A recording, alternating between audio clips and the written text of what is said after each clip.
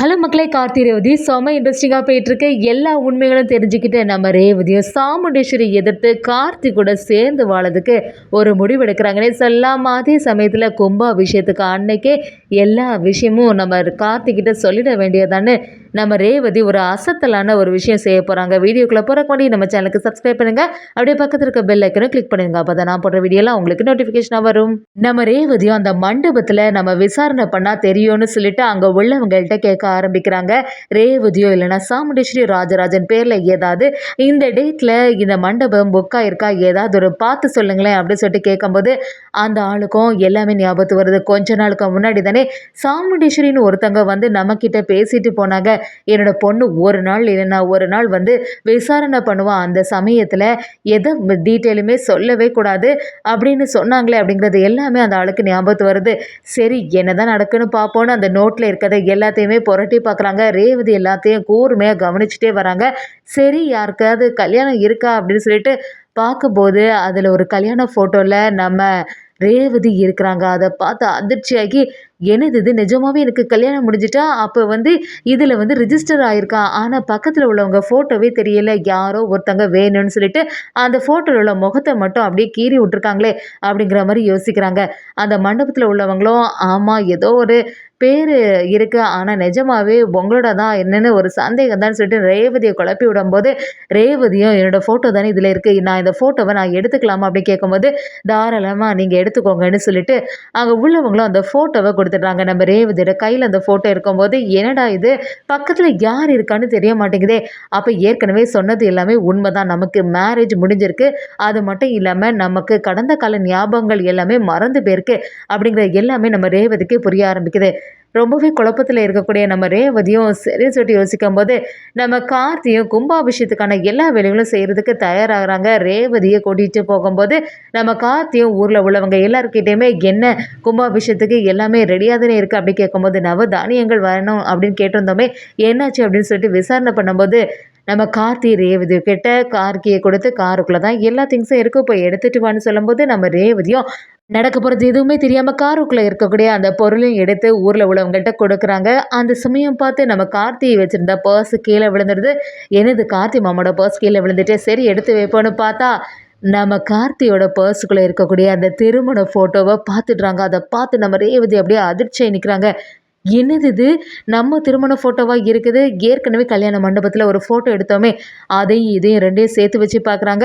அப்போ கார்த்தி மாமா தான் நம்மளோட கணவராக, ஏற்கனவே இவங்க கூட மேரேஜ் முடிஞ்சிட்டா அப்படின்னு சொல்லிட்டு நம்ம ரேவதியாக அதிசயப்பட்டு நிற்கிறாங்க. அப்போ இத்தனை நாளாட்டு நம்ம கூட இருந்துட்டு எதற்காக இந்த உண்மையை நம்மக்கிட்டேருந்து மறைச்சாங்க, என்ன நடக்குது என்ன யாதுன்னு நமக்கு ஒன்றுமே புரியலையே. கார்த்தி மாமா ஏதோ ஒரு செயல் செய்தாங்கன்னா கண்டிப்பாக அதுக்கு பின்னாடி ஏதோ ஒரு விஷயம் மறைஞ்சிருக்கு, என்னவா இருக்கும் அப்படின்னு சொல்லிட்டு ரேவதி குழம்பி போய் நிற்கிறாங்க. இப்போவே மாமா கிட்ட இதை பற்றி கேட்கவா வேண்டாம், கொஞ்ச நாளுக்கு அப்புறமா கேட்டலாம், கும்பாபிஷேகத்துக்கு அன்னைக்கு ஏதாவது பிரச்சனை ஆகக்கூடாதுன்னு மாமா ஏற்கனவே சொல்லியிருக்காங்களா, அந்த சமயம் பார்த்து ஏதாவது குழப்பி விடாண்டா, கும்பாபிஷேகம் எல்லாம் நல்லபடியாக முடியட்டு அப்படிங்கிற மாதிரி நம்ம ரேவதி யோசிக்கிறாங்க. அதே சமயத்தில் கார்த்தி இதை பார்த்துட்டு ரேவதி ஏன் அதுக்கு பதட்டமாக இருக்கா அப்படின்னு சொல்லிட்டு பக்கத்தில் வராங்க. என்னாச்சு ரேவதி, எதுக்காக யோசனை இருக்க அப்படின்னு கேட்கும்போது நம்ம ரேவதியும் ஒன்றும் இல்லை மாமா அப்படி சொன்ன உடனே நம்ம கார்த்தியும் என்னாச்சு, ஏதோ கையில் மறைச்ச மாதிரி இருக்கு அப்படின்னு சொன்ன உடனே நம்ம ரேவதி அதை சமாளிக்கிறாங்க.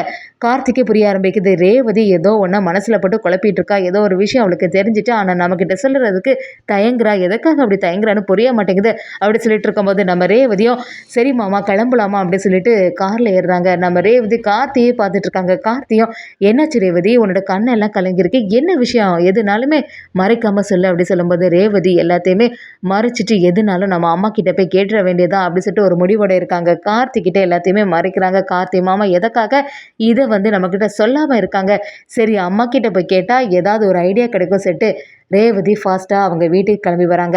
சாமுண்டீஸ்வரியும் ரேவதியை பார்த்தோன்னே என்னாச்சு ரேவதி, எதுக்காக இவ்வளோ பதட்டமாக இருக்குது அப்படின்னு சொல்லிட்டு விசாரணை பண்ணும்போது ரேவதியும் என்னம்மா இங்கே நடக்குது, என்னோடய வாழ்க்கையில் என்ன தான் நடந்துச்சு, ஏதோ ஒரு விஷயத்தை நீங்கள் என்கிட்டேருந்து மறைச்சிருக்கீங்க அப்படி தானே அப்படின்னு கேட்கும்போது சாமுண்டீஸ்வரியும் என்ன பேசுகிற ரேவதி, எதை பற்றி பேசுகிற, எனக்கு புரிய மாட்டேங்குது, இதனால எனக்கு தெளிவாக சொல்லு, ஏற்கனவே எனக்கு கல்யாணம் முடிஞ்சிட்டாமா அப்படின்னு கேட்கும்போது சாமுண்டீஸ்வரியும் என்ன பேசுகிற நீ, அப்படி எதுவுமே நடக்கலையே அப்படின்னு கேட்கும்போது ரேவதியும் எனக்கு நல்லாவே தெரியாமா, ஒழுங்காட்டு உண்மையை சொல்லுங்கள், எனக்கு ஏற்கனவே கல்யாணம் முடிஞ்சிட்டா, அதே சமயத்தில் எனக்கு ஆக்சிடெண்ட் ஆனதில் பழசு எல்லாமே மறந்துட்டா அப்படின்னு கேட்கும்போது சாமுண்டீஸ்வரியும் சந்திரகலாவை சேர்ந்து எல்லா உண்மையிலையும் மறைக்கிறாங்க. அப்படியெல்லாம் எதுவுமே இல்லை ரேவதி.